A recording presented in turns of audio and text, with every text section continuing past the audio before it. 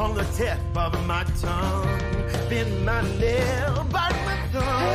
Evidence won't clear my name. Baby, in your presence will be so forever. Into the moment when I press my eyes shut.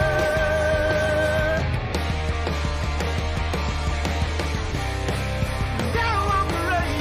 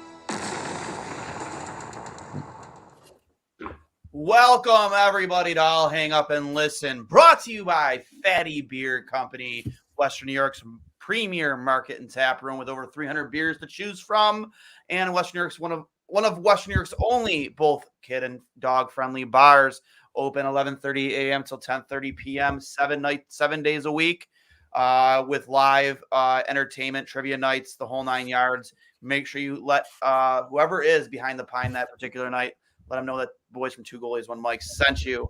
And of course, Buffalo Logo Apparel, Buffalo's best spot for your Bills, Sabres, Bandits, Bisons, all your locally designed sports apparel when it comes to shirts, hats, and hoodies. Make sure you get over to Buffalo Logo Co. on Instagram and Twitter, buffalogo.com, and of course, Fatty Beer at Fatty Beer on Instagram and Twitter. I am joined by my normal co-host, of course, Connor Hurley, who's been on the IR, short-term IR here We're for back. the week. And then, of course, none other than Walt. You better know him as Sabermetrics on Twitter.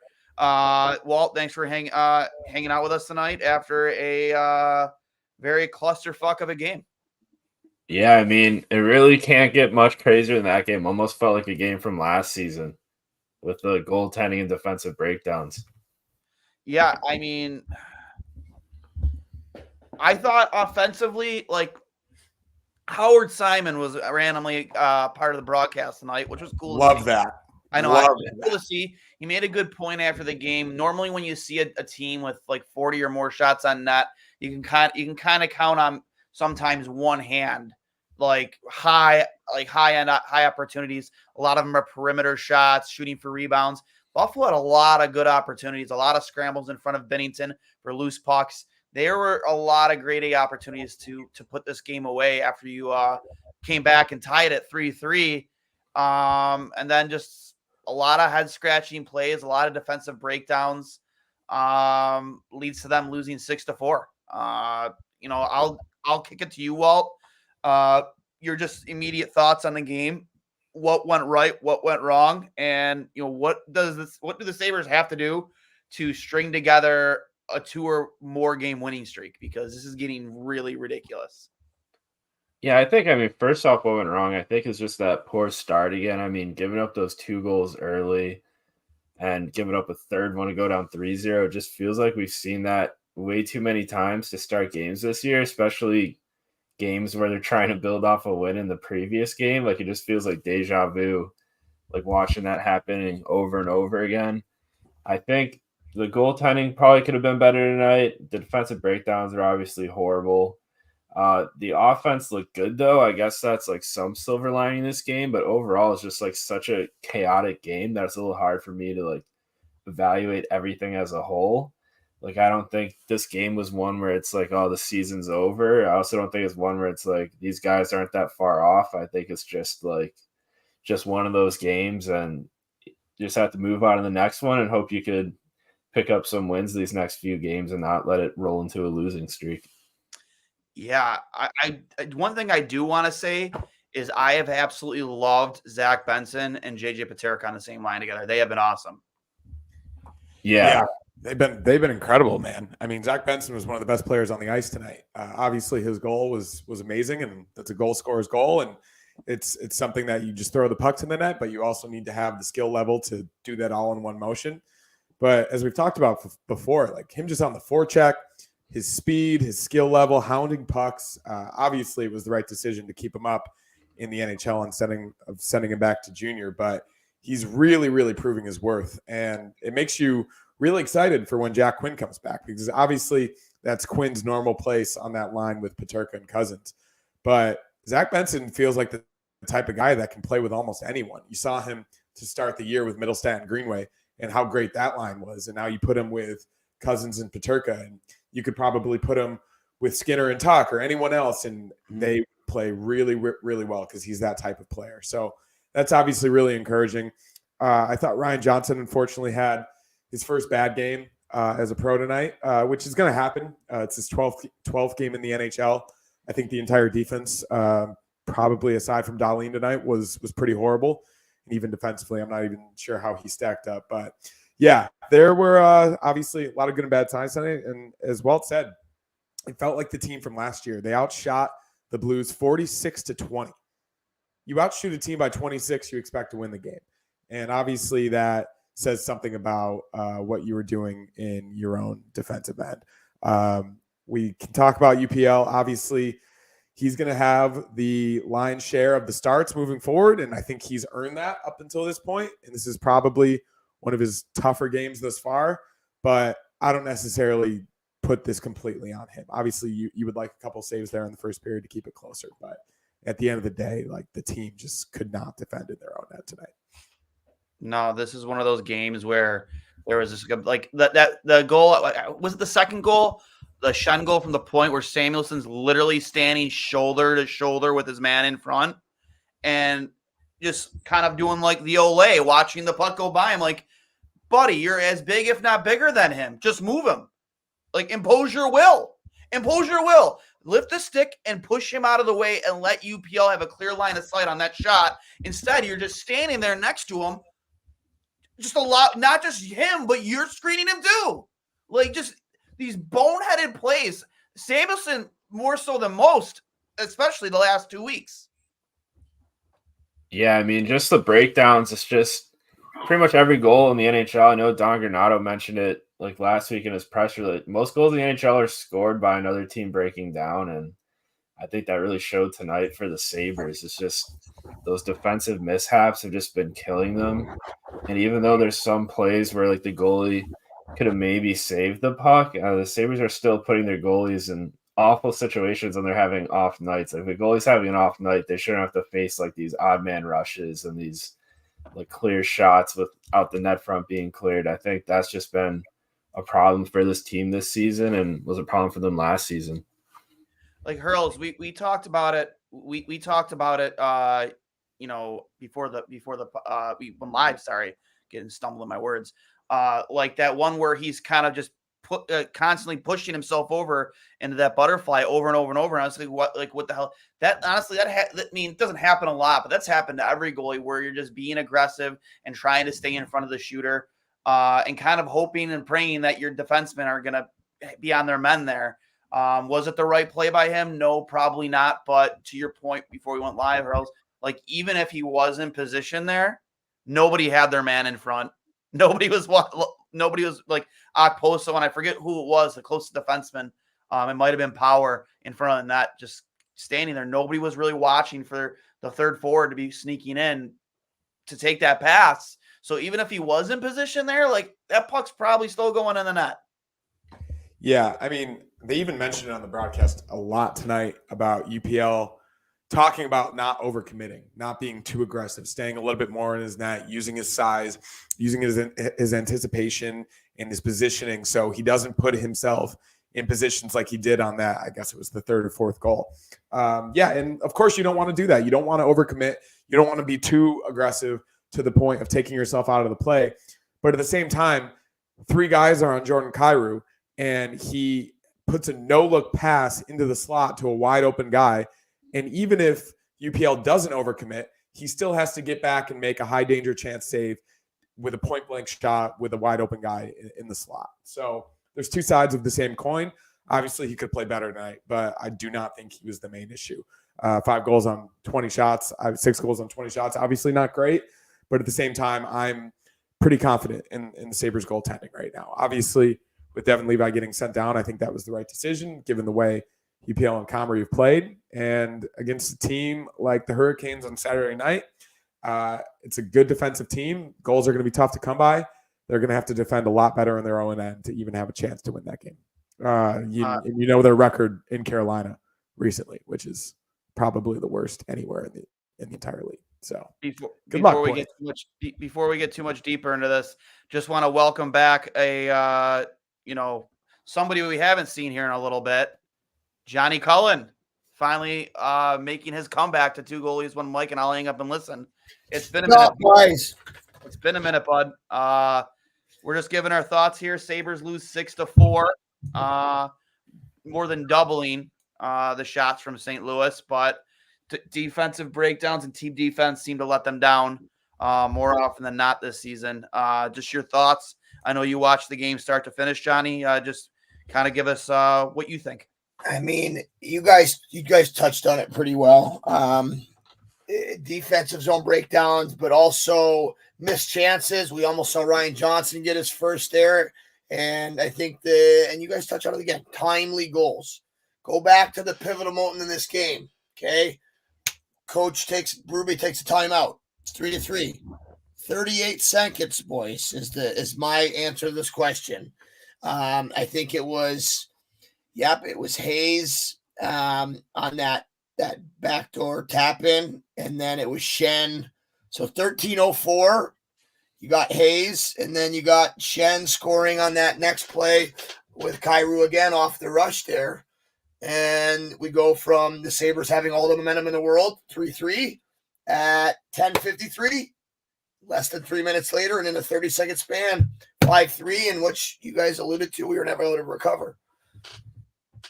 Yeah. That's my TSN turning point. That shift, well-placed timeout. And, as a coach, it's tough to know when to take that, right? Because I feel like a lot of people criticize coaches for that if it doesn't work out, like it's some magic fucking easy button, right? Hey, guys, start figuring it out. Fuck. But Berube had it right tonight, guys. They came out, and after that, it's a different hockey game. And I've often criticized Donnie, too, about how he just likes to sit on his timeouts. Like, a timeout just isn't just for rallying the troops late in the third period. It's for also settling down momentum and trying to get your bearings back underneath you, especially after you just scored 3 unanswered.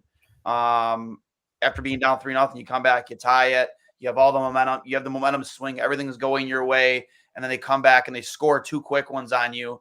I thought there was no more perfect time than then to just do exactly what Berube did. Take a timeout, get yourself settled, let your goaltender get himself settled, because again, whether we want to put either of those 2 goals on him or not, I mean, Well, the 4-3 goal, Duane, I mean, like, we got to talk this out.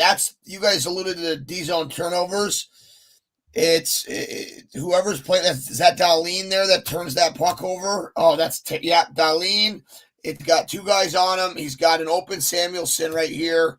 That's a brutal looking turnover. And then you see Hayes' position in the crease. It's sad, Yeah, there's no grit. I know people hate the buzzwords like grit, jam, and whatever it might be. But like, you need to play with that in the D zone, especially below the dots. And we just didn't tonight, man. Samuelson I would say, is the most guilty of it multiple times tonight, just allowing his guys to kind of have free will in front of UPL. And I've said this multiple times, man. I don't really think it matters who you have back there. If that's the way you're going to defend, you're going to lose a lot of hockey games. Your thoughts, Walt?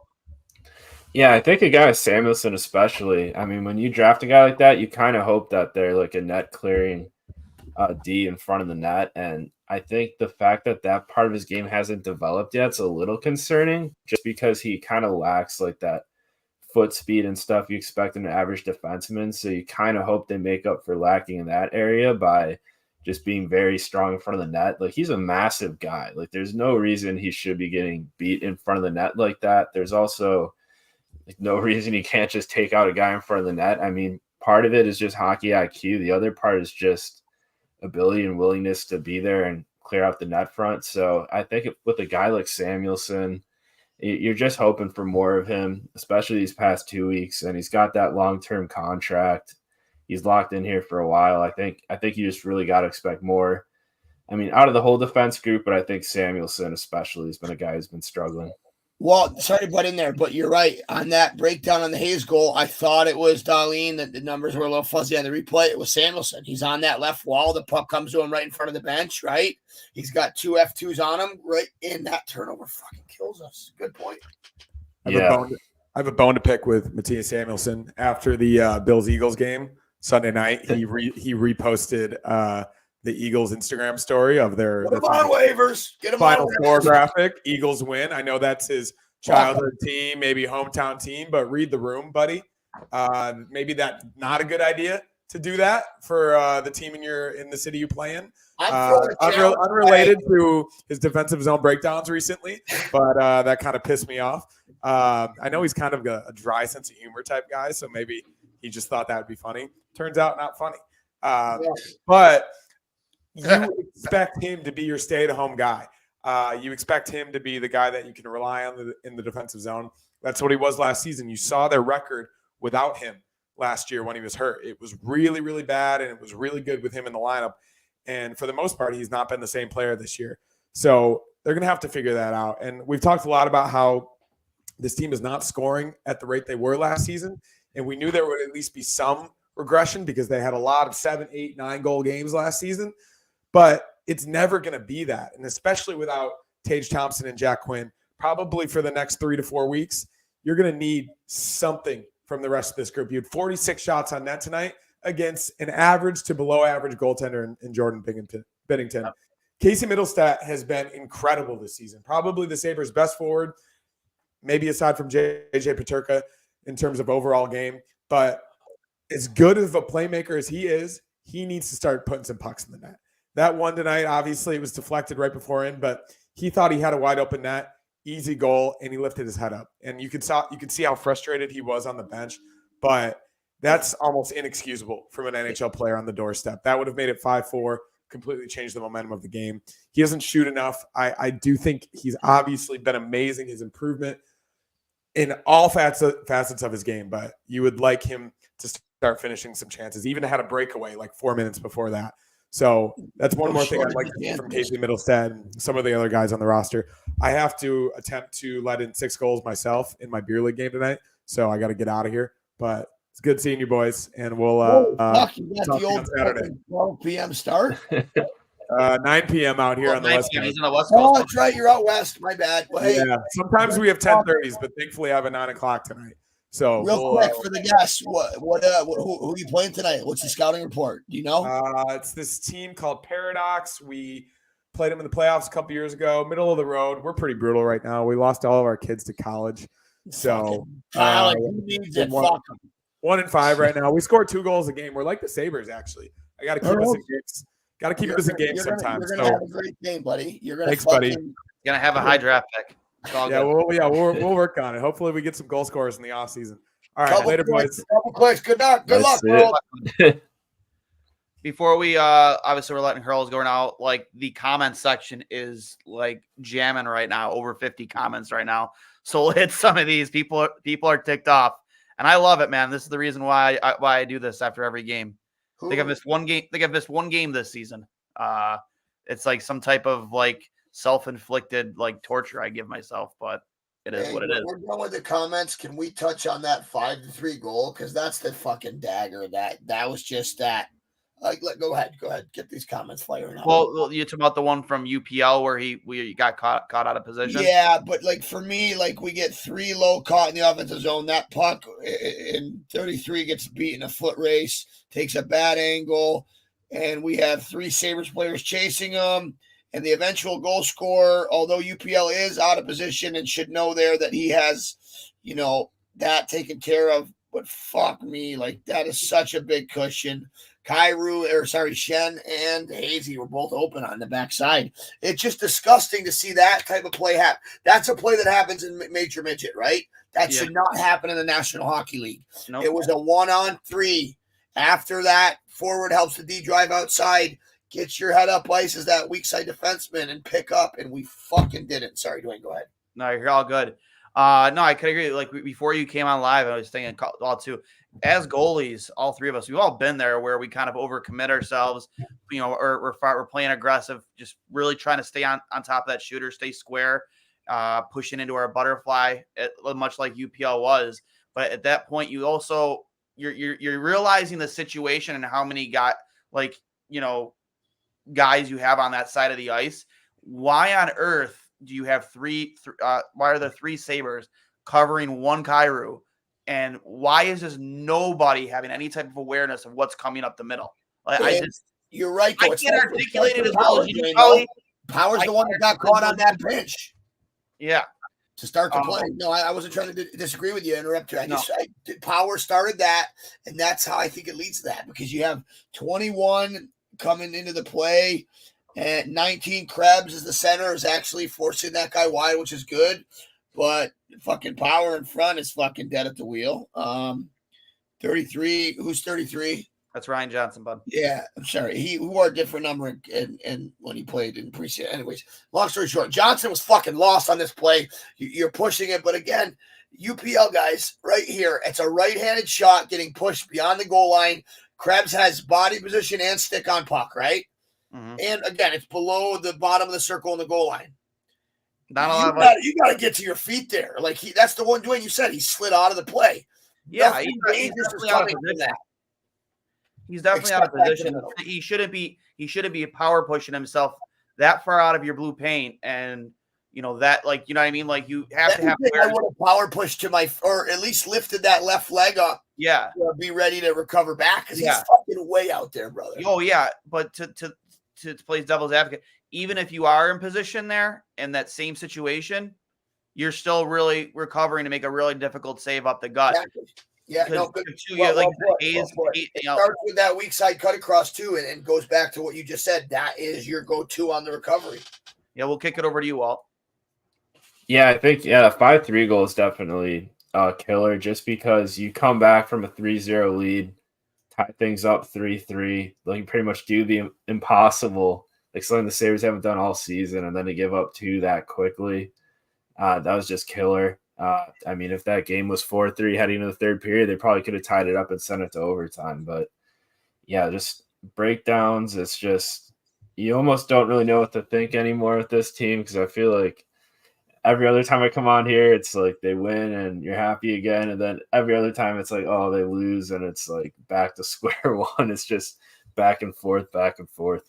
We got to go back and sit on a pine cone, bud. Yeah, we got to go check the game notes with you, Walt. See what your record is when you come on the show. Yeah, I know. I feel like come out with us. We got to check the game notes. Yeah, it's got to be 50-50 at this point. I think you are. You're probably 500, which is still a better record than Buffalo right now. Yeah. Turnovers, odd man rushes, 2 on zeros, lost face-off, poor defensive coverage by forwards and defensemen. Power, Samuelson, and Dahlian are pastry chefs baking turnovers. I do want to make a point. Their coverage off a defensive zone face-off loss, absolutely fucking atrocious tonight, Cully. Yeah, I mean, you saw it from both teams too, because I think it was Benson's goal came off the draw. And we're talking about squirt hockey assignments. Strong side winger, get through that. Yep, get to your through man. that, and if you can make a play on the puck, great. But you're not going to give that guy, the winger off the boards, the ability to just walk right through traffic. Yeah. So Duane, I'm with you on that, buddy. I think that's elementary stuff that cannot be happening, and it goes back to those face-offs are so key, right? Like, and we're talking about clean losses here on that. But yeah, that pissed me off. I think it was the first one. My notes on it were that Duane, you and I talked about it, but the sad offensive zone face-off, he lost it. The Sabres lost it. Winger got that shot through. So it was, 26 that got caught there. 19 lost the face-off, which is Krebs. And Greenway was that weak side winger in front. Like that, to me, Jordan Greenway, you do not have the skill level. You do not have the role to fuck up your D-zone face-off assignments. You know what I mean? You're not putting up 30. You're not a fucking, you know what I mean? You're not a superstar. Know your fucking role. Execute on the goddamn D-zone draws. Yeah. Fuck. I would say Greenway has probably been one of our better defending forwards this year. But Agreed. to your point, Cully, that he definitely blew his assignment there. Couple quotes from Granato in the post game. We tie it 3-3, and then again, self-inflicted. We pass it through sticks. It ends up in our net. Also from Granato, I felt there were a couple guys on the defensive end that just didn't look quite like themselves. You generate that quality, you could run that game again and maybe have a different outcome. I mean, yeah, sure. Granato says they will use both UPL and Carmen this week in the back-to-back games against Carolina National. I'm like, yeah, I would assume for sure. But yeah, I like that. I think you would point the most. I mean, you could point the finger just about every defenseman on the ice tonight. Samuelson, Power, Dahlin even. Dahlin even took some blame in his post-game portion of his interviews. But like Samuelson especially, man, like that guy, and well, you can even speak to this too. Last year when he wasn't in the lineup, this team suffered. They really did. Like that was a big talking point. Now it's like he's hurting you when he's out there in the D zone. Yeah, it's pretty crazy turnaround. What did you guys see for defensive usage? Like, what were our pairs? I noticed a little bit of, what was it, Dahlin and Samuelson, and then I saw some Ryan Johnson with Power. Like, did you guys? I wasn't marking down who was with who, but if you noticed, was that par for the course for this squad? I forget what they did against the Rangers, but did you see what the pairings were today? I honestly forget who was out there today, but I know they benched Clifton, which they haven't done yet this year. Yeah. So that's switched up the Johnson pair. Yeah, it was. Wait, so did we have 7 dressed or we had 6? They had 6. They did 6 tonight. So they ran 5, right? So yeah, that makes sense. No, they ran 6 because they've been running 7. They have a 4-1 record. Yeah, so they had 7 dressed then, and Clifton didn't see the ice. Okay, so they did run 6. Yeah, I was just trying to get a beat on the pairs, but again, though, you mentioned it, guys, and I'll kick it back over to you. But on that 5-3 goal, poor play from UPL and bad defensive zone awareness from the net front D. Being Power there, being whoever the back checking forward. The whole play starts with Power turning it over at the blue line. Duane, we talked before the show, and kick it to you first. What is going on with Power's game? Is it a lack of confidence? Is it not having that jam? What is it? I mean, I think it's just the fact that he's still such a young defenseman. I think especially young defensemen that, they develop pretty quickly with guys like that are the top picks, like Owen Power, first overall picks. You transition to league pretty quickly, but then you also have those struggles that come along with every young defenseman. I mean, we've seen it with Dahlin, we're seeing it with Power a bit. I think really it's just an age thing in the NHL. I mean, it's hard to be a great defenseman night in and night out and be 21 years old. So I think with him, I think probably some of it's a confidence thing. I think when you just don't get pucks bouncing the right way, especially defensively, that could kind of throw things off a bit. I think overall, I think if this is like the worst it gets with him, I think it's great. Like things could definitely get much worse, but I think for now, I'm kind of fine with what he's been doing so far, but obviously you'd like to see some of the defensive mistakes limited a bit, especially what we saw from him tonight. Well said. Well, hey, Wayne, can I just say, Jack, the comment beautifully said. You know, I was bringing it up. Yeah, so defensively poor tonight. This team is indescribable. What was the other one? The other one was we take one step forward and 3 steps back, it seems. No, the carve about Razor. I thought no, that was from Chris Durrick here. Thank you Chris! all for lighting the fire under St. Louis when you mentioned they were undefeated when scoring first. And you said that tonight is changing. Do everyone a favor and shut up. Hey, Chris, couple clicks because that fucking made my day. I can't the top robs Chris with a fucking razors down. One of our favorite viewers here, Mauricio. Turnovers, odd man rushes. No, actually brought that one up. I'm sorry, this one. Cousins third period struggling, second power play unit on the ice for 2-minute shift. Couldn't get off the ice with Paterka played entire time. Own zone, can't score, can't back check. Anyone play defense. I want to talk about Cousins. Can I throw something at you guys real quick about that? Sure. If I had to ask you Cousins plus minus tonight, what do you think it is? -3. Go ahead. I'd say -2. +2. He was a +2. +2. Interesting. That is interesting because that guy has been about snake bitten as they can. All right, time on ice. Buy a goal. Two more stats for Cousins. Time on ice. 21 minutes and change. Well, say like 17.5. 17-10, damn close. Last one on the faceoffs, and he was there on the draw and the one goal. What do you think he went on faceoffs tonight? I'll give you a guess. It's sub 50. I'd say 30%. Do I know? 42%. 40. So it just I know those are sometimes in a vacuum. I just think it's interesting, right? Because you would assume that motherfucker was, I don't know what you want to say, like -4. Like I would have guessed the same thing. Go ahead. More from Mauricio. Fundamentals lacking in team. Second worst face-off percentage in the league. Cost Sabres 2 goals difference in game. Who is coaching the defensive coverage in zone? No puck awareness, no man awareness. Yeah, we constantly talk about this on this show, on our podcast. Like this is what bugs me. Dan Girardi has so much wisdom to offer, and I'm sure he is in whatever capacity he's coaching in. I just can't do the part-time coaching anymore. I need a guy that's going to be on the bench with these young decor. I need a guy who has the influence to calm a guy like Power down. Maybe calm a Samuelson down. What do you mean? Calm a Ryan Johnson down. He's not there all the time. He's a part-time coach. He's the one that explained on the bench. You're right. And it drives me nuts. Whose decision is that? Is that Donnie saying that's okay? I don't know. I think he travels back and forth between, like, is he in Hamilton or Ontario? He still lives up there and he comes here for practice, and that's really about it. I don't think he's present for games. I mean, at that point, you're getting a message from one coach at practice, but then in a game when you need to make in-zone adjustments, because let's face it, guys, at this level, teams are doing pre-scouts. You know your opponent. We have all these stats and advanced analytics. They have the ability to click, okay, I want to see Zach Benson's face-offs, right? But my point, Dwayne, is how much of that, like, can you say we're a National League hockey team? We don't mind if he comes in and works, but if he has all that wealth of knowledge, he's better serving this team here all the time.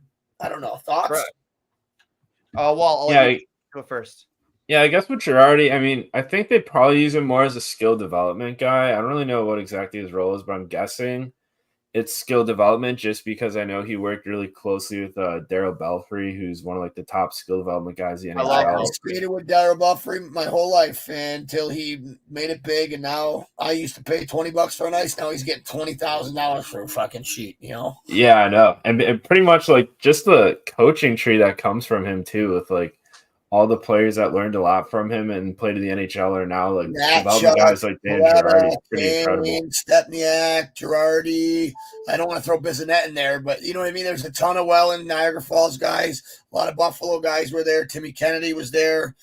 Yeah, he's getting private lessons with Austin Matthews, Dwayne, for fucking $30K a fucking sheet, bud.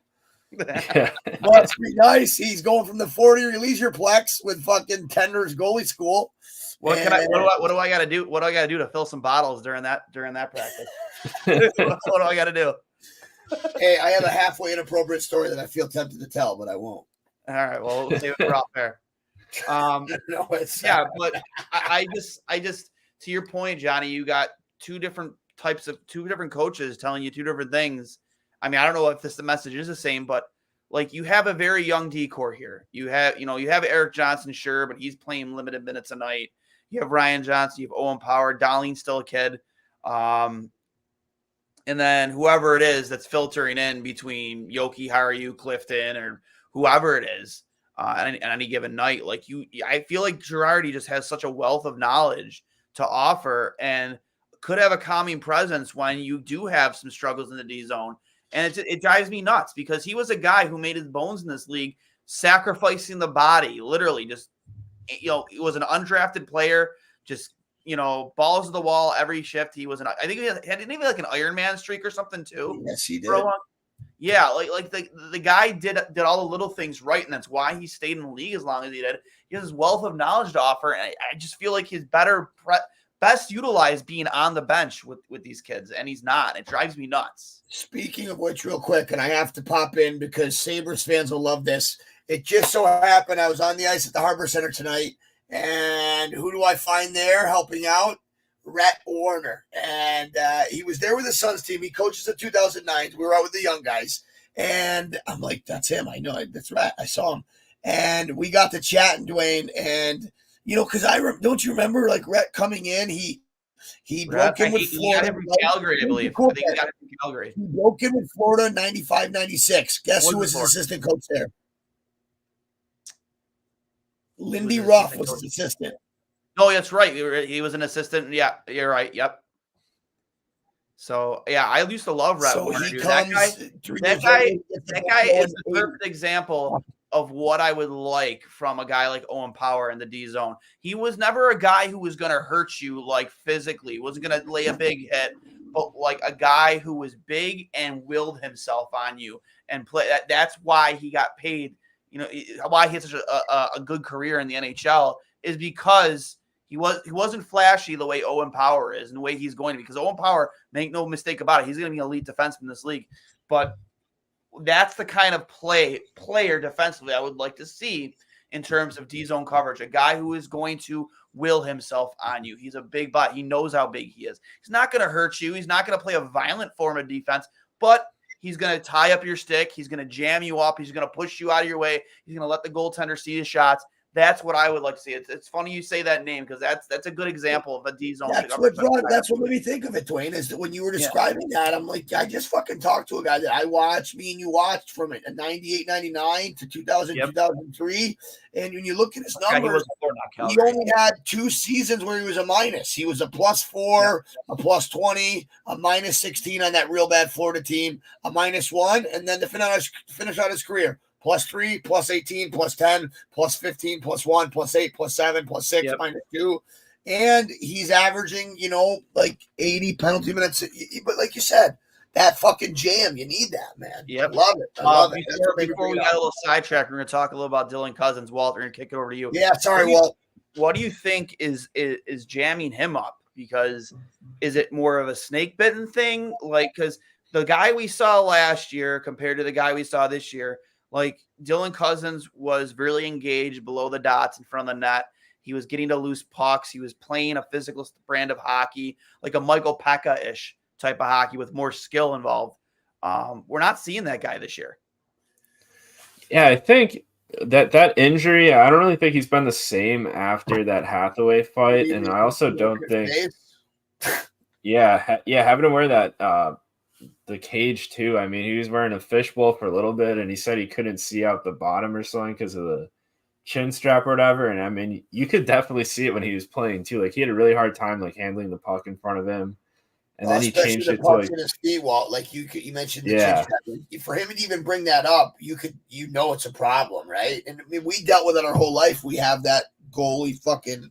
Right? But they go from being able to have in that. Certain situations when you're looking down the puck, yeah, sure. But I felt like that was just an excuse. Yeah, but I mean, I felt like you could like honestly see it though when he played. It's like he had the puck at his feet and he tried doing like usual moves that he usually does, and he just lose it. And then, I mean, I guess the same problem's happening though now that he has the regular visor on. just something about his game looks off a little bit. He hasn't been that great as of late. And I think with a guy like Cousins, like you're not just expecting what you got from him last season. Like he got that big contract because you expect him to continue to grow from where he was last season. Like you kind of hope he's like your like 80, 90 point second line center that's got an elite shot, elite speed that's always turning the game in your favor. And I just don't think we've got that from the season. We've just gotten kind of a player that hasn't had the greatest puck touches at time and has had some pretty bad like turnovers and just general passing decisions with the puck. A couple great comments here in the comment section. I completely agree, Walt. And it's something where as a young guy, he came in last year. I think the catalyst there was he had a great world championship with Canada, right? Came in, propelled himself with that. And it's ironic. I think it was the St. Louis Blues, Doug Armstrong's GM, that brought him over there. I'm not reading this comment because I'm talking, but no, bang on point. He's got to find his game. And sometimes, as a young player, that the ups and downs, the highs and lows, you really get lost in that.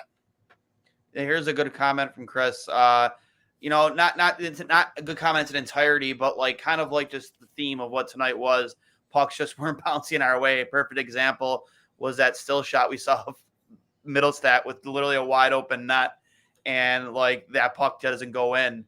I commented during the game, like the goalie version of that is when we try to play the puck when a puck is dumped on us on net and we just completely whip on it and it goes in the net. That's pretty much or a dump in from center ice, calling out to play it on. He's on his grind. It's a goal. It's a goal. It's literally the goalie version of that for me. I've been there once or twice. I'm sure you have too, Cully, but like maybe snake bitten. But I mean, Casey has been one of the more consistent forwards this season. Same way with JJ. Outside of Cousins, like who would you say has been more of a disappointment in this lineup this year? Rolson. Sorry. I'd say maybe. I think Eric Johnson and Connor Clifton, just as a veteran defenseman, I don't know what I really expected from them, but just the fact that, Eric Johnson had a pretty decent role in a really good Avalanche team, and same with Clifton on a really good Bruins team. Like you just kind of hope if you bring in a guy like Clifton who played on like the best regular season team in NHL history and was like kind of a regular in that lineup, that you wouldn't have to scratch him if he got placed on a Buffalo Sabres team that really doesn't have the best defensive depth. But I mean, we obviously had to tonight. I mean, I know it's a rotation, but still, Walt. Yeah.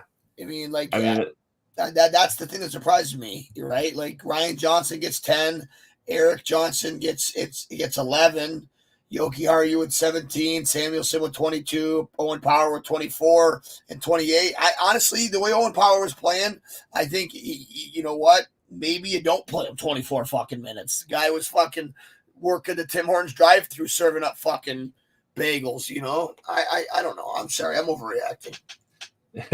Yeah, I think with Power, I mean, I think they're really they're just trying to force like kind of the good play into him just by giving him a lot of minutes and hoping it comes along. And I guess that's what worked with Rasmus Dahlin. I mean, there are points where he looked awful, especially 2 seasons ago. I remember that game where I forget where they're playing. I think it was Seattle maybe, where they give up a late goal. Dahlin goes to hit his stick on the post. He completely falls and wipes out. Like that was probably like the lowest low I've seen a young defenseman get. And he bounced back from it eventually. Like they didn't have to bench him or anything. He just did it on his own, I guess. But yeah. Johnny, what are you doing right now? Your no, nose I just took a couple looks. I made notes on the goal. And I'm just watching him in the back. Are you looking through a screen right now? What do you mean? You trying to track a puck? Yeah. No, I don't know. No, I just watched him here some of the plays. Go ahead. I would say one of the more surprising players for me, at least the last 3 weeks. And again, he's never been like an analytics sweetheart, has been Victor Olofsson. I think you saw him on that first power play unit today. I thought he earned that opportunity on that first unit. He's been good. He has 3 or 4 multi-point games this year. He has more assists than goals. And when have you ever been able to say that about Victor Olofsson? Never.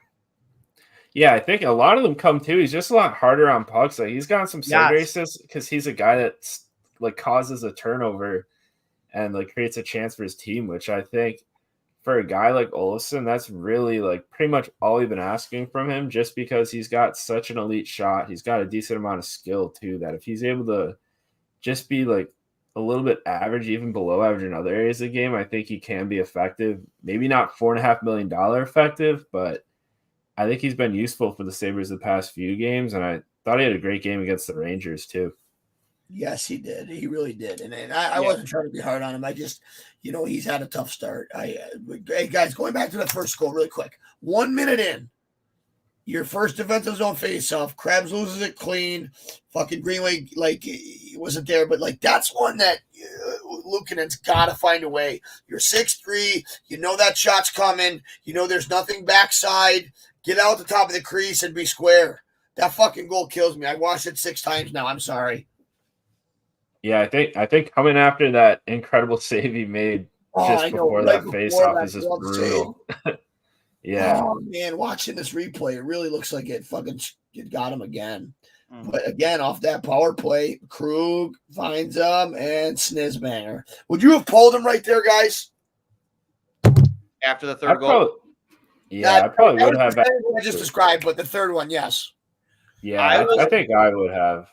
I this is where I'll disagree with you guys. I was actually fine with them leaving him in solely because you just gave him the net as your 1A. Yeah, true. And to yank him after one period, I just don't think you're with a goalie that struggles with consistency, and you don't really know the mental makeup of UPL, because he's not a guy that does a lot of interviews. You don't hear a lot of comments from him. Whereas when you talk to Devin Levi, he's very articulated. It's almost like you were talking to Ryan Miller back in the day when Devin talks about when he plays certain way things type of breakdown. It's very reminiscent of that. Whereas you can't really get a full grasp on Ukko-Pekka Luukkonen and what type of a mental goalie he is. So I wouldn't have wanted to send that message to the kid, during probably the best stretch of his career. 3-0 is at previous 3 games. I was fine with them leaving him in. However, you do probably want to save on one of those two, the fourth or the fifth.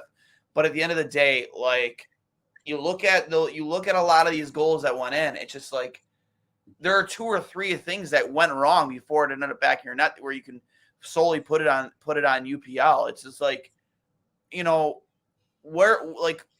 and to me, it won't matter who's in net back there. If it's UPL, Levi, or Comrie, I mean, would it have made a difference tonight if you play the same way defensively in front of all 3 of those goaltenders?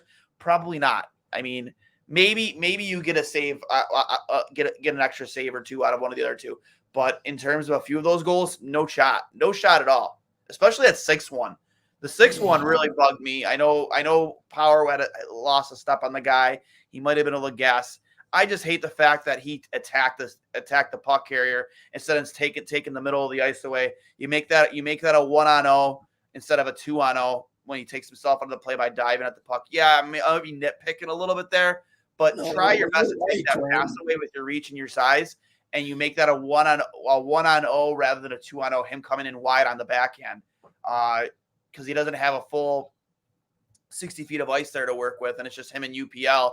Or at worst, maybe your reach disrupts that pass a little bit, and you don't force him to make that perfect play, right? Yeah, exactly. And don't get me wrong, Owen Power almost knocked that puck away from on that dive. It bounced over his stick, which if that does knock that puck away, we're not even having this conversation.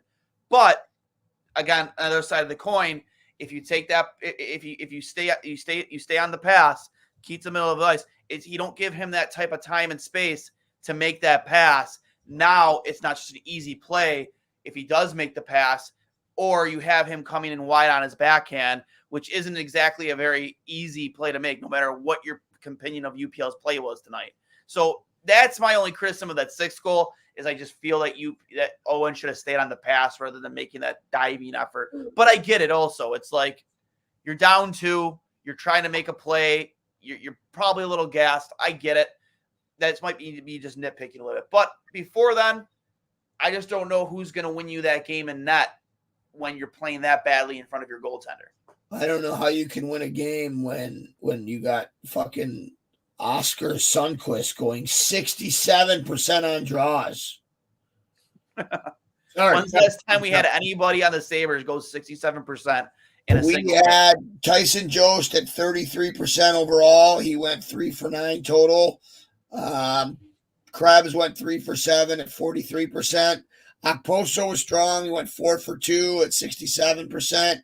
Dylan Cousins, 4 for 10, 40. Casey Middlestat, 16 for 26. So, guys, the next closest faceoff taker was 10. That doesn't happen by an accident.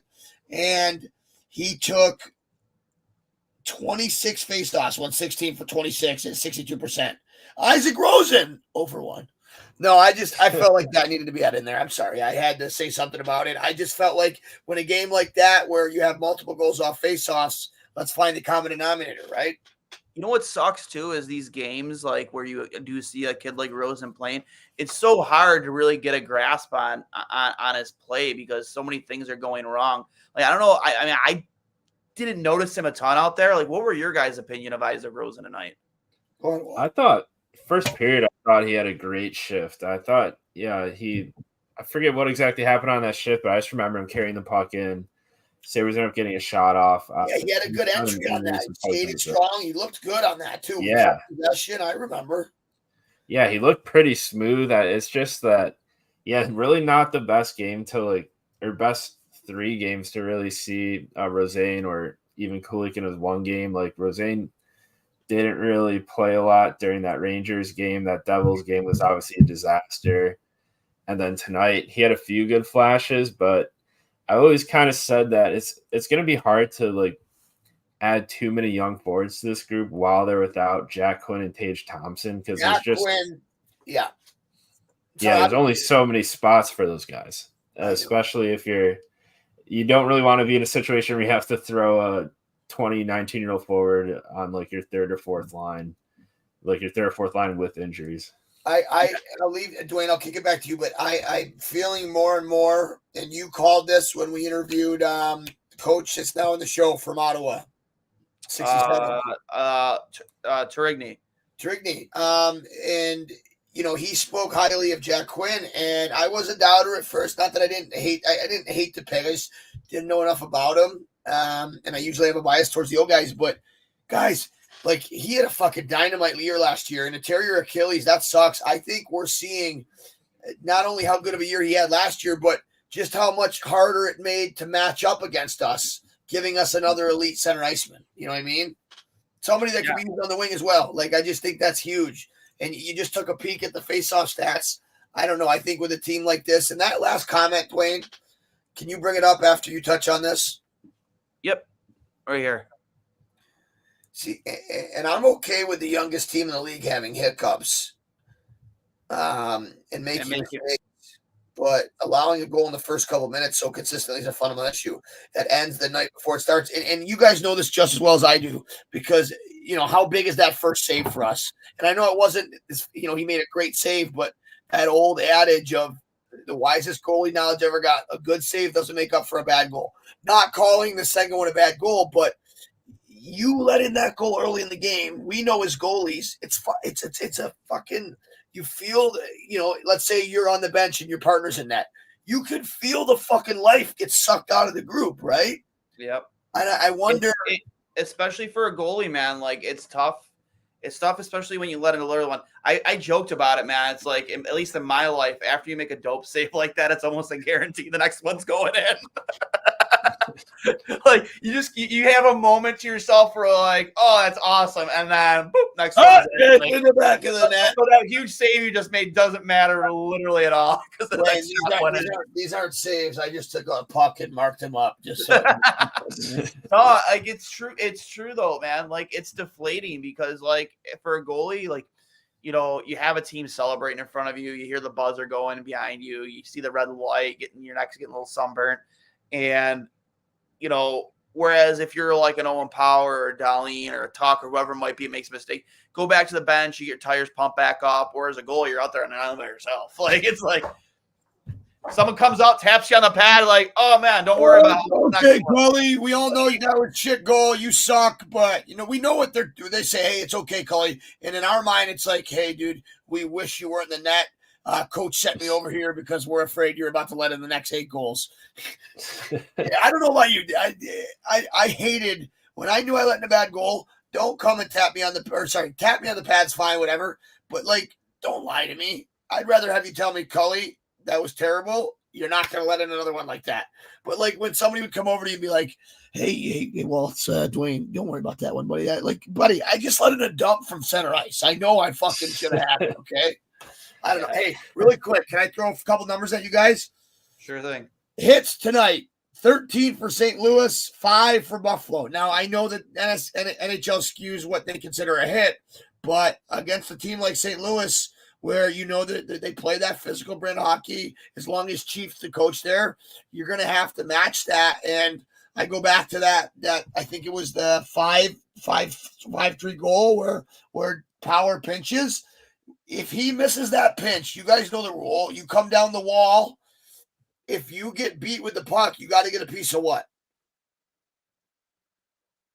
All right, you broke up for a second. I missed the defenseman. If you pinch on that as Power with numbers coming back and you're F3 and if you miss the chip, you got to get a piece of who? You gotta get a piece of the. And I implore the player, the guy, and you're right. I implore everybody to rewatch that play because right at the replay, it shows Power makes and Duane, you mentioned it before the game. It almost looks like he's playing back to the Ralph Kruger days with shackles on or he's handcuffed a bit, whether it's mental or physical, coaching, whatever, I don't know. But here's a guy that we saw make that play a ton at the collegiate level. And I know it's a big step up. He's a big boy. He doesn't need to kill that guy. He doesn't need to take an interference. But if he gets just a shoulder on a shoulder, that gives your F3 time to backtrack in. Instead, fucking 5-3 in 38 seconds. Last 3 numbers. How many block shots do you think that we had? I will say their shot attempts weren't that high up there after the second period. So I'll give you the shot. I'll give you the shots on goal. 15 first period for the Sabres, 16 second, 15 in the third for 46. St. Louis went 8 in the first, 6 in the second, 6 in the third for 20. Ouch. I'm going to say shot attempt. I'm going to go on the lower side of 15. I'd say 8. So Sabres block 6, Blues block 12. Giveaways, and this is what kills me. Blues gave a lot of turnovers. Well, the Blues gave it away 13 times. We technically only gave it away 4. And the last thing I'll mention is power play. Okay, your power play's got to win the special teams battle. We were 0 for 3. They were 1 for 2. And their power play goal ends up being a big one. So I'll shut up and fuck off. I've talked too much, but thank you for my numbers. Why we love you, Johnny. Your thoughts on the slow starts, Walt? Is it a fundamental thing? Is it coaching? Is it a lack? I don't want to say lack of leadership, but you just have these kids just not ready to go from the jump of the gun. I don't get it. It's happened way too many times this season, and going back to last year where we had one of the most high powered offenses in the league to what we have now. You can't afford these slow starts anymore. Yeah, I mean, I think it's been a combination of everything. I think just unluckiness, just the fact that they're a little inexperienced, and just overall effort level, some of their slow starts. I think it's definitely something that needs to be worked on. I mean, everyone's seen this Eastern Conference this year, how much of a just dogfight it will be to make it to the playoffs. You may not need more than 90, 91, 92 points to get in the playoffs, but there's so many teams in the mix for those spots. That's really the only reason the points needed will be down this year. It's just such a competitive conference this year. So I think those slow starts, you just got to find a way to get rid of those. We saw the record with that Rob Ray comment before the game. The Sabres 7-1-0 and scoring first. When they don't score first, it's obviously whatever the remainder of their record is. I think 3-10-1. So I think if you're the Sabres, just getting those first goals, especially as a young team, is really important. A lot easier playing ahead. I think it's something that will improve as the season goes on, but they just have to find a way just to not have these 2-0, 3-0 starts. I feel like it's happened too much this year, and going down 3-0 is a lot worse than 1-0, 2-0 heading into the second period. It feels like things kind of just snowball once they give up 1 or 2 goals this season. Who was the team we beat 3-2? Boston? No. We Yeah. beat the Wild 3-2. No. was a After while back. 2-0, they went up 2-0. Not the Rangers. The game before that. Come on. Maybe Chicago 3-2. I forget if they were losing. We went down 2-0 and we came back and won by 3. By 3 or 3-2? Move on. I can't believe it. No, this happened recently here, man. We lost. I mean, I'll go the game before the Rangers game. The game before the Rangers game. So before the Rangers lost the Devils 7-2. We beat the Penguins 3-2. Yes, the Penguins game. Okay, that's what I want to yeah, forgot about that one. On your point, Walt, the difference between a 3-goal lead and a 2-goal lead, or a 3-0 lead and a 2-0 lead, is huge because, and I'm not going to disagree, Gar, Rosen, whether it's lack of ice time, whether not being able to get a regular shift, it is, and it's a mental issue. But getting back to my point, that Pittsburgh game, Pekka Luukkonen found a way to make those saves, right? He made a couple 10-bell saves in that game, including the paddle, but timely saves. He kept that at 2-0 long enough for this team to get it going. Now, I think we saw what we could do, just like we did in that third period of the Pittsburgh game. We were able to tie that game in the second period, right? What happens from there that deviates away from our game plan? And a lot of people have touched on it. Sorry, Gar. I'm really a fan of Greenway's game, but just like Casey, he's got to shoot more. Well, Gar, I'll tell you what, if he's a big power forward and he's on his fucking strong side on the defensive zone faceoff, if he doesn't get through on that and he fucking flamingos and puts his leg up, I'm gonna pull what's that? Damn it, the joke's ruined. Who's the figure skater that took a pipe to the knee? Tanya Harding. I'm going to fucking Tanya Harding Greenaway if he doesn't get through the fucking – wait till you guys see You're fired up. Sorry, I'll fuck off. Before we wrap things up here, just want to remind everybody that this has been brought to you by Fatty Beer Company, Western New York's premier market and tap room. Over 7 different Western New York locations with over 300 beers to choose from. And they're open 11:30 a.m. till 10:30 p.m. and later, 7 days a week. Dog and kid friendly and live entertainment, music, trivia at all 7 of their locations. Make sure you get over to Fatty Beer Company. Check out the 24 Beers of Christmas Advent calendar or their handmade crafted ornaments. And if you do bring your dog, they always got a treat on tap. Just tell whoever is behind the pine that night to hook you up and tell them the boys from Two Goalies and Mike sent you. And, of course, Buffalo Logo Apparel, Buffalo's best spot for all your Bills, Sabres, Bandits, Bisons needs, for all your hats, shirts, hoodies, whatever it is you want to wear either out for a night out in the town or to your Sabres or Bills game. They have some great stuff. This hat specifically. Look at the sky on the old boy. That's beautiful. Yep. Got that hooked up with me from boys over at Buffalo Logo. So you can find them at Buffalo Logo Co. on Instagram and Twitter, buffalogo.com, or, of course, Fatty Beer Company at Fatty Beer on Twitter and Instagram, and fattybeercompany.com. Any final thoughts for you guys? I'm going to rip through some of these comments, though, but final thoughts on tonight's game. One quick thought for me, and then I'm done. Fatty Beer Company. Check out the location downtown. Timmy Benner, best fucking bartender in the league. We go there after every FHL game. And more than anything,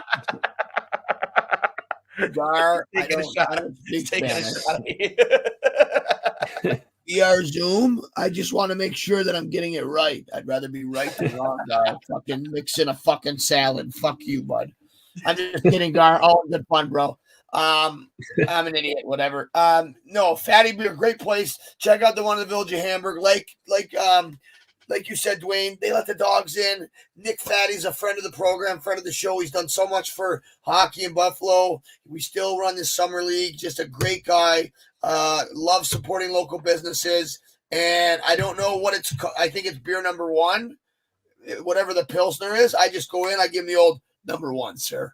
And just a very, very refreshing Pilsner. Yep. But Fatty Beer Co. We did have a giveaway tonight, contingent on, of course, the Sabres winning a Sabres Goat Head Rally towel along with the $25 gift card to Fatty Beer Company. That'll carry over to a different game. Unfortunately, did not get the W tonight. But keep an eye out for more giveaways in the future from both Fatty and Buffalo Logo. Well, any final thoughts? I just hope the Sabres win the next game. That's my only final thought. Carolina too, not an easy task for sure. I do know that I think what is it? Is it December 8th is the first game that Devin Levi is eligible to play in Rochester? Is that what they said? I don't know the exact date, but it sounds right. One more time. I believe December 8th would probably be the first game that Levi is allowed to eligible to play in Rochester. You're talking thinking about making the trip for sure. What's up? He's waiver exempt on his entry level deal, is he not? Oh no, he's signed but I'm pretty sure I read somewhere that he won't be able to play until the 8th or something along those lines. Fair enough. I'm not sure. I could be wrong, but definitely something to keep an eye on his development down there playing for Seth Appert for Rochester. Former coach of mine at Team USA, he fucking hated my guts. And everybody hates your guns. No, John Cooper was the head coach. He liked me, so fucking feel it, Seth. You got squirrel brain, man. You're just all over. Oh man, what do you want me to say? The fucking guy was a little rabbit ass. I don't know. John Cooper was the biggest beauty ever. For me, I'm gonna definitely keep an eye on that. For sure. And then of course you got two tough games against Carolina and the Predators. I'm not sure about the Predators record this season, how good a team they've been. I haven't been paying a ton attention to West Coast hockey last 2 weeks, but you always know it's a tough game when you go into Carolina. Any Rod Brindamore coached Carolina team, it's a tough game. I saw them lose a really close game the other night, and man, they are fucking tough. Right now, they are sitting at 22 games played, 13-8-1, good for 27 points, and second in the Metropolitan, .614 winning percentage. Right now, they have a goal differential of +2. They're 7-2-1 at home. Obviously, like you said, Duane, very tough to play there. They are on a 6-3-1 in their last 10. Yeah. Fort Erie for Girardi, Sites family reasons for part-time, but it's a cush gig. I mean, yeah. You know what? I can fuck with that, but then let's make it clear that I don't know. Maybe we're off on that, Duane, but I got your point, and I agreed with it. Can I get my one last thought in? Sure. Thanks for having me back. As long as it's your last one. No, I appreciate you being on with us. I know it's been a minute, so it's happy to have you on. You're always you have a way of articulating things, Cully, and that's why I love you. Walt, as always, thanks for hopping on with us. You can find him at Sabermetrics. And, of course, his collaboration with the Charging Buffalo. Always a pleasure to have you on, Walt. Thanks for dealing with this madness in Cully's return. And it's going to be a shit VR goggles, whatever. Wait, tell me, what did that fucking guy mean? Because I was trying to see who made the play. Because I know you were wrong. Gar, good chirp, buddy. I mean, I remember my first chirp, but it's all right. Get him out there. Two things. Hey, did we talk about Jari scoring? Oh, no, yeah. The goalie goal tonight. Tristan Jari.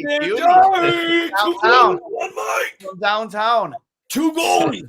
One Mike, one fucking snipe. There we go. Feels like also former Sabre great Zadarov traded to, I think it was the Canucks. I get that right?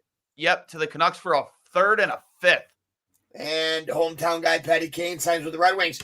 My last question, really quick. For 2.75, would you have brought him in? Because, here's my thoughts. With Jack Quinn gone for the year, I would have taken a chance. He's movable at the deadline. Is he an upgrade on some of these guys? Sure. He's not going to be here long term. And keep in mind, the past 4 guys that have that surgery, Jovanovski, the hip resurfacing surgery, Jovanovski, Kessler, and I forget the third guy, were never the same. Now, Patty Kane's a specimen, maybe the best American player ever. Hometown guy. The ability to bring him in on a team that maybe could use that offensive output here and there. I know we don't want to fuck with the core and everything, but just really quick, guys, did we miss on that? 275? For me, I'd say if he was willing to go 1 year at Buffalo, I would have taken him on. If he wanted 2 or 3 to sign in Buffalo, I would have said absolutely not. So say that one more time. If he just wanted 1 year, which was what he got with Detroit and Buffalo, I would do that. If he wanted 2 or 3, if he wanted term to sign in Buffalo, I wouldn't have given him 2 or 3 years with that surgery, with that hip resurfacing that was just done. Yeah, but I think if anything, you move him. You know what I mean? Yeah, I think it would be tough though on 2 or 3.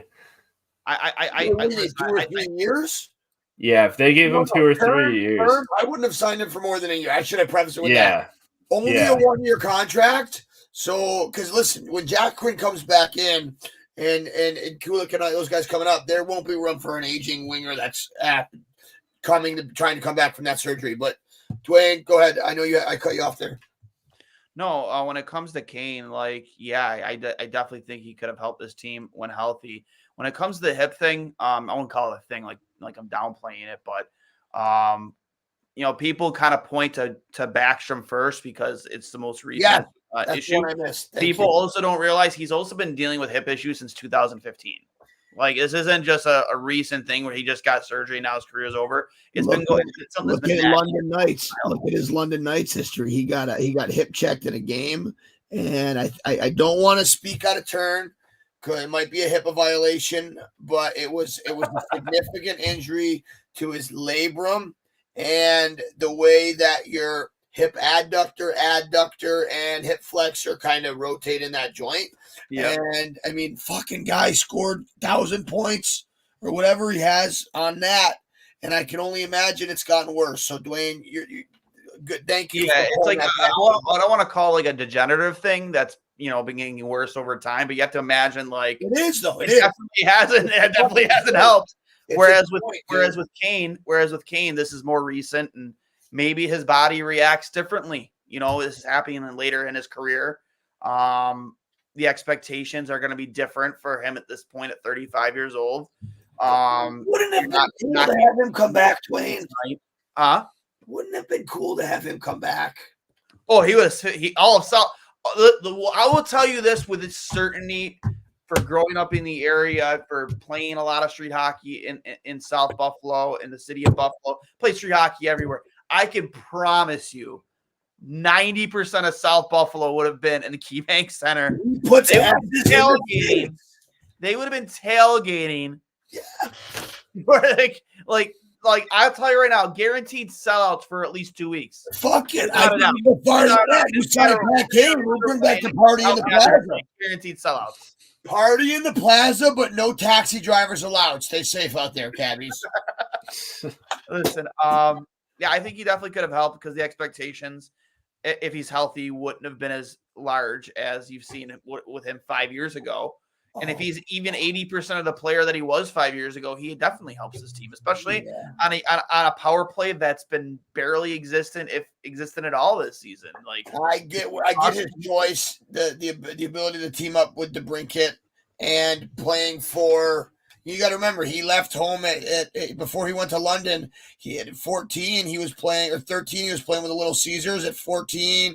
14 Little Caesars. 15. He was playing at the development program in Ann Arbor, or close to it, right? So he's comfortable there. But again, he mentioned Stevie Y, right? I would fucking suck the fart out of his butthole. Stevie Y is my idol. I mean it, dude. If Stevie Y farted in my dinner, I would say, "Thank you, sir. May I have another?" There's a way that's how we're gonna end the show. Hey, Darn, treat me again, I'll fight you. The one thing that's guaranteed when Johnny Cullen makes his appearance on Two Goalies, I'm like, it's guaranteed the show is gonna run about 15 minutes later than it should.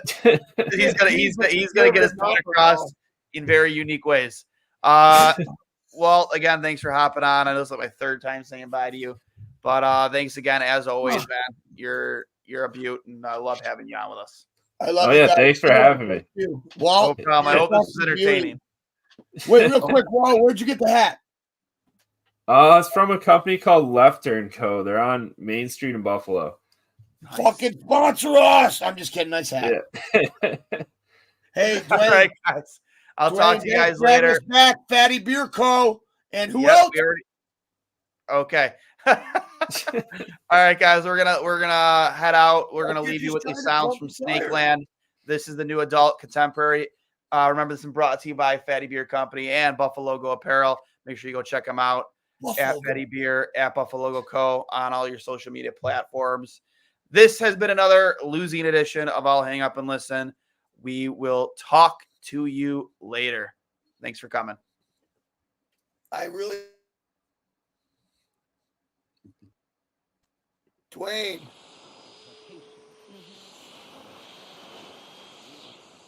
Dwayne.